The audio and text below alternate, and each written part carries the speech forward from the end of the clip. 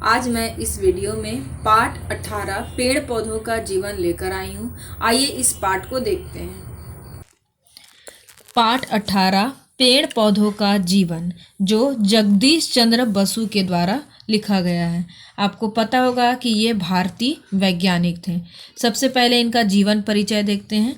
इनका जन्म 30 नवंबर 1858 मतलब 1858 में हुआ था और इनकी मृत्यु 23 नवंबर 1937 मतलब 1937 में हुआ। ये भारत के प्रसिद्ध वैज्ञानिक थे जिन्हें भौतिकी, जीव विज्ञान, वनस्पति विज्ञान तथा पुरातत्व का गहरा ज्ञान था। वे पहले वैज्ञानिक थे जिन्होंने रेडियो और सूक्ष्म तरंगों की प्रकाशिकी पर शोध किया था। वनस्पति विज्ञान में उन्होंने कई महत्वपूर्ण खोजें की। साथ ही वे भारत के पहले वैज्ञानिक शोधकर्ता थे। वे भारत के पहले वैज्ञानिक थे। तो ये इनका जीवन परिचय है। अब जीवन परिचय से आपको पता चल गया होगा कि ये पेड़ पौधों पर रिसर्च किया करते थे, जांच पड़ताल किया करते थे। तो इस पाठ में भी पेड़ पौधों का जीवन मतलब पेड़ पौधे कैसे खाते हैं, कैसे उनका जीवन आगे बढ़ता है और कैसे उनकी मृत्यु होती है, तो इसी से संबंधित ये पूरा पाठ है। यहाँ पर देखते हैं स्टार्टिंग पहले पैराग्राफ में जैसा कि बताया गया है कि मिट्टी के नीचे बहुत दिनों तक बीज पड़े रहे। मतलब यहाँ स्टार्टिंग में बीज के बारे में बताते हैं कि बीज बहुत पहले डाला गया, लेकिन धीरे धीरे वह बीज वैसा ही पड़ा रहा। कुछ महीने बीतते चले गए, कुछ महीने बीते, फिर सर्दी गई, सर्दी के बाद फिर वसंत ऋतु आया, उसके बाद गर्मी आती है और उसके बाद फिर वर्षा ऋतु आती है। जब वर्षा की बूंदें इन पर पड़ती है तो यह फिर अंकुरित होने लगते हैं। तो इसी के बारे में बताया गया है कि वर्षा की शुरुआत में 2-1 दिन पहले पानी बरसा और अब छिपे रहने की ज़रूरत नहीं है। जैसे कि बोला जा रहा है कि अब उसे और अधिक ज़मीन में छुप कर रहने की ज़रूरत नहीं है। मानो बाहर से कोई शिशु को पुकार रहा है। मतलब ये एक छोटे बच्चे के समान बताया गया है। यहाँ पर अगर अलंकार आप पढ़ें तो उसमें एक मानवीकरण आता है। मतलब वनस्पति को, प्रकृति को इंसान के समान समझा जाता है। यहाँ पर बीज को एक छोटे बच्चे के समान बताया जा रहा है। उसे कहा जा रहा है कि उसे अब और अधिक छिपे रहने की ज़रूरत नहीं है। मानो बाहर से कोई शिशु को आवाज़ दे रहा है और सोए मत रहो, जैसे कोई उसे बोल रहा है कि अब तुम्हें छुपे रहने की ज़रूरत नहीं है, अब बाहर आओ, उठ, ऊपर उठ जाओ, सूरज की रोशनी देखो। आहिस्ता आहिस्ता बीज का ढक्कन दरक गया। यहाँ पर जैसे धीरे धीरे नन्हा बच्चा है वो अपनी आंखें खोलता है, उसी प्रकार जो बीज जो जमीन में दबे रहते हैं वह बीज जो होता है वह उसका ऊपर का कवर जो होता है वह दरकने लगता है, टूटने लगता है और उसमें से 2 सुकोमल पत्तियां बाहर आने लगती है। अंकुर का एक अंश नीचे माटी में मजबूती से गड़ गया और दूसरा अंश माटी भेद कर, मतलब माटी को छेद करके, उसको बाहर फाड़ करके वह ऊपर की ओर उठा। जैसे कि हम लोग देखते हैं कि उसका एक तना होता है और एक जड़। जो जड़ होता है वो जमीन के नीचे रहता है और तना वह जमीन के ऊपर आता है। यहाँ पर भी वही बताया गया है।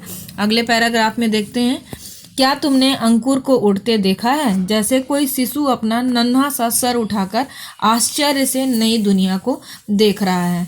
मतलब यहाँ बताया गया है कि जिस प्रकार दुनिया में जब छोटा सा बच्चा जब अपना आंखें खोलता है तो वह इस अद्भुत दुनिया को देखता है, ठीक उसी प्रकार पौधा जब जमीन से निकलता है, जब उसका अंकुरित पत्ते जब ऊपर आते हैं और दुनिया को जब देखता है तो काफ़ी आश्चर्य के साथ देखता है।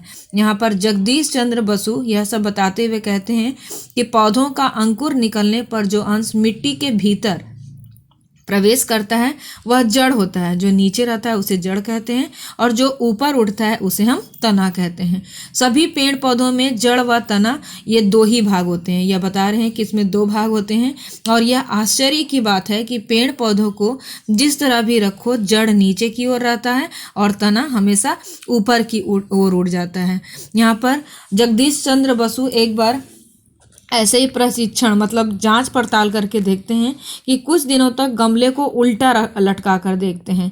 तो उल्टा लटका कर रखने पर देखते हैं कि पौधों का सर नीचे की तरफ लटका रहा और जड़ ऊपर की ओर रही।